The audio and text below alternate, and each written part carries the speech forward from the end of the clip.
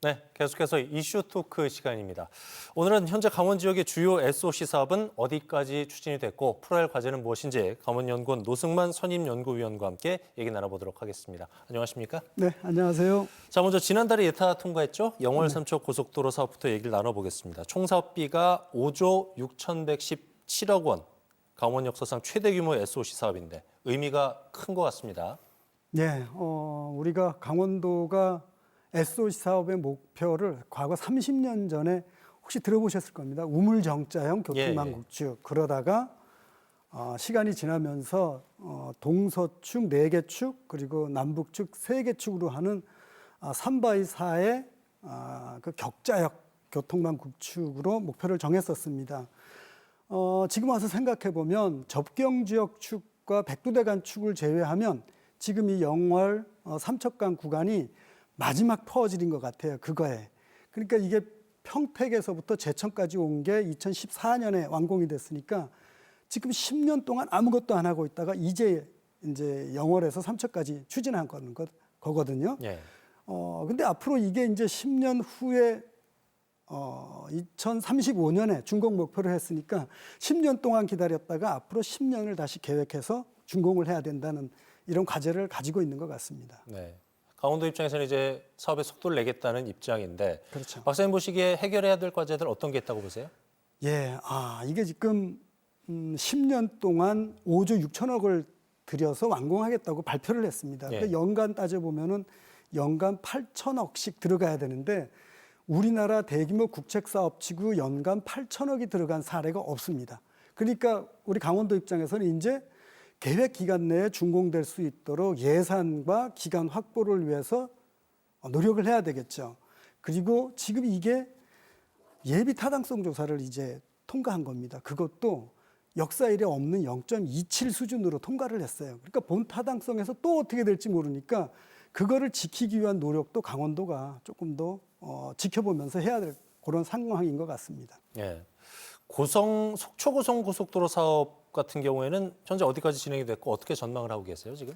네, 이게 속초까지 영동고속도로가 오고 나서 지금 이것도 한 20년 정도 지금 기다리고 있는 건데 요게 한 40km 정도 구간이거든요. 한 2조 원 정도가 들고 이 사업을 들여다보면 좀 기가 막힙니다. 98년에 기본 설계를 이미 완성을 했어요. 그리고 우리가 생각하는 그 타당성이 0.6으로 나왔습니다. 근데 27년째 지금 답보 상태에 있는 거예요.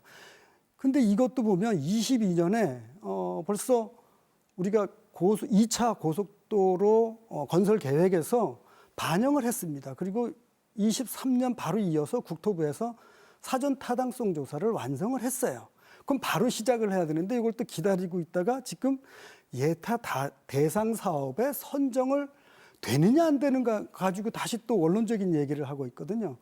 근데 이거는 강원도에서 너무 조급하게 생각하지 않아도 될 것이 이제 해당 지역에서는 조급할 텐데 이것은 남북 관계가 진전되면은 또 이런 과정을 거치지 않고 바로 진행될 수 있는 과정이라서 우리가 예타를 보면서 한편으로는 남북 관계 개선도 좀 지켜봐야 되는 그런 노선이라고 할 수가 있습니다. 네.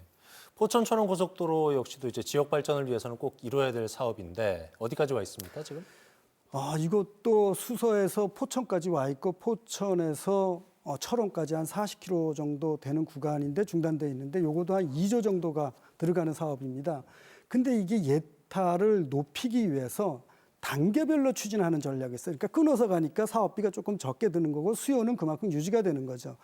이 사례는 사실은 우리가 조금 전에 얘기했던 제천에서 영월, 그다음에 영월에서 다시 삼척까지 끊어서 가는 요 전략을 구상하는 겁니다. 이것도 역시 타당성을 높이기 위한 건데 이거 최초의 사례가 인제 31번 국도에서 그 인제 IC에서 인제 우까지 연결하는 이거에서 타당성이 안 나오니까 요걸 구간을 잘라서 했던 전략이 있어서 아마 여기 철원에서도 요 전략을 가지고 가는 그런 구상을 하고 있는 것 같습니다. 예.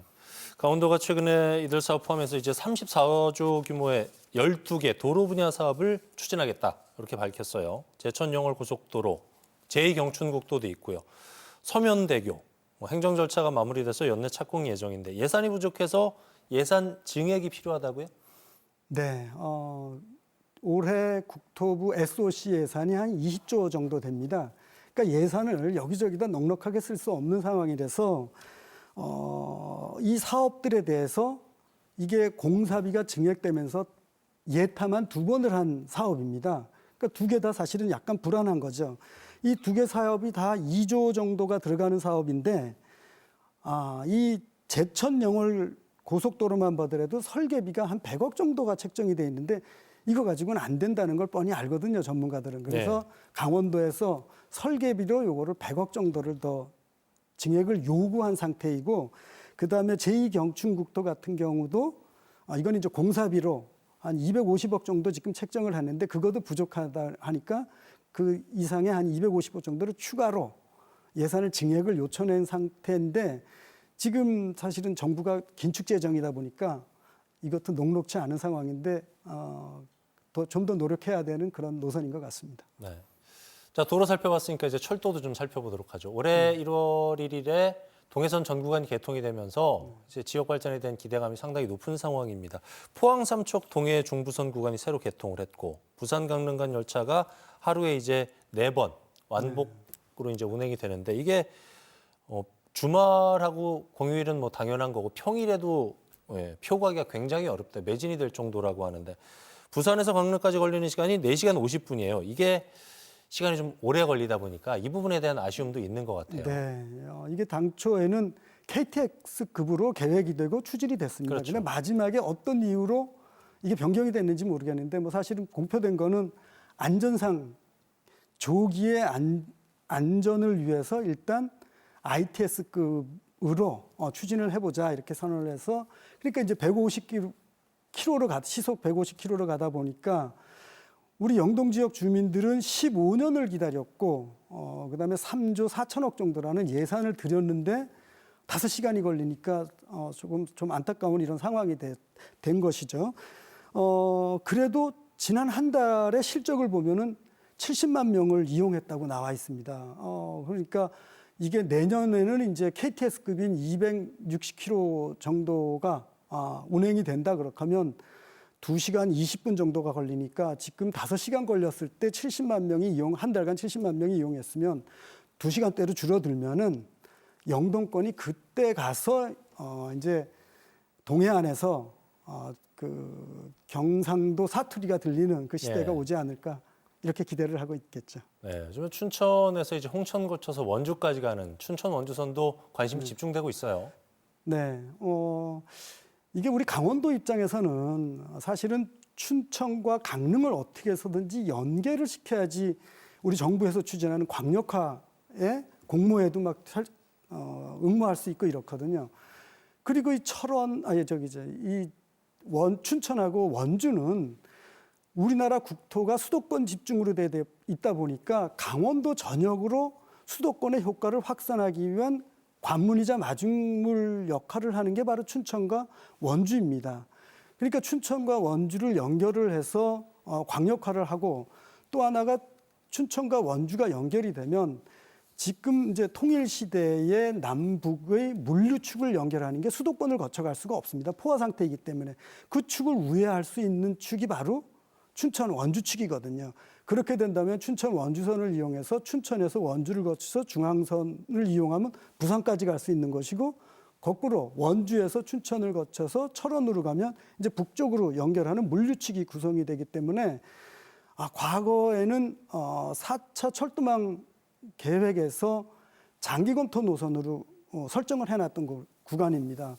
근데 강원도 입장에서는 춘천 원주 측이 그 정도로 중요하고, 또 국가 입장에서 보면은 통일을 대비한다 그러면 물류 수도권 우회 축으로서 춘천 원주 측이 중요하기 때문에 그 과거보다는 더 그 중요성이 대두되고 있는 상황에서 강원도 입장에서는 강력히 주장해야 되는 5차 철도망 계획에 반영해야 되는 그런 상황인 것이죠. 예. 그런가 하면 수도권 광역 급행 철도 GTX B노선, 춘천 연장, D노선 원주 신설에 대해서도 요즘에 관심이 집중이 되고 있습니다. 이 사업이 수도권 강원 시대를 여는 핵심 열쇠라는 그런 얘기도 나오고 있는데, 어떻게 진행이 되고 있고 앞으로 풀어야 할 과제 어떤 게 있다고 보세요? 네, 이 GTX 노선에 대해서는 국가에서도 사실은 좀 부담이 있을 겁니다. 예. 처음에 시작했던 게 GTX A, B, C, D 노선이었어요. 그러다가 EFG까지 확대가 됐습니다. 또 그 이후로 ABCD에서 지선으로 지금 이제 원주 강릉선이 되는 거 아니 원주 춘천에 지선이 연결되다 보니까 예산에 아마 한계가 느낄 겁니다. 그러다 보니까 지금 원주하고 춘천에다가 광역철도이지만 이것을 지자체가 부담을 해라. 그러니까 원인자 부담으로 가는 사업으로 너네 할래 안 할래 하고 선택을 하게끔 했습니다. 그러니까 춘천하고 원주에서 그렇게 하겠다 했는데 그게 한 구간에서 한 4천억 정도가 소요됩니다. 그러니까 예산의 한계를 느끼고 지금 5차 철도망 계획을 할 때 이거를 5차 사업에 반영이 되면 국비 사업이 70%가 지원이 됩니다. 그러니까 강원도 입장에서는 원인자 부담 사업으로 치자는 했지만 5차 철도망 계획에 반영만 되면 국비 사업을 보조받을 수 있으니까 그 노력을 지금 하고 있는 그런 상황인 것 같습니다. 예. 도로도 그렇고 이제 철도도 마찬가지겠지만은 워낙에 막대한 예산이 들어가다 보니까 정부의 예산을 이제 확보하는 게 가장 중요한 관건 아니겠습니까? 면적이 하지만 넓고 또 인구가 적은 우리 강원도 특성상 경제성 논리는 SOC 확충하기에는 좀 굉장히 어려운 이런 사항들을 매번 맞닥뜨리게 되는데 그렇다면 뭐 가만히 있을 수는 없잖아요. 앞으로 우리 강원도는 어떤 식으로 좀 전략을 짜야 될까요? 네, 조금 전에도 예타 사업에 대한 설명을 좀 했었는데요. 네. 강원도가 과거에는 그 우리나라 정부가 경제성을 가지고 판단하기에는 그때는 괜찮았습니다. 근데 이제는 경제성을 판단하는 사업들은 이미 다 완공이 됐습니다. 이제는 수도권을 제외한 수도권의 국토축의 외곽에 있는 데만 그렇게 안 되고 있거든요. 원칙적으로는 지방 정부가 타당성을 높이려는 논리를 개발해야 되지만 현실적으로 접근해 보면은 이게 정치력에 더 좌우되는 사업이 많습니다. 어떤 정부에서는 이게 0.2가 나왔는데 정부가 바뀌면은 0.9가 나오고 1.5가 나오는 사업들이 너무 많습니다. 이게 이제 경제성 판단 플러스 정성적인 판단이라고 있는데 이제는 정성적인 판단의 비중이 더 높아지고 있는 상황이 돼 버렸어요. 그러다 보니까 결국에는 경제성보다는 정치성이다 이런 말이 전문가들 사이에서 나오니까 우리 강원도도 국회의원분들이 조금 더 노력해주는 이런 기회가 지금부터 돼야 된다고 판단이 됩니다. 네, 말씀 여기까지 듣죠. 강원연구원 노승만 박사와 함께 얘기 나눠봤습니다. 오늘 말씀 잘 들었습니다. 네.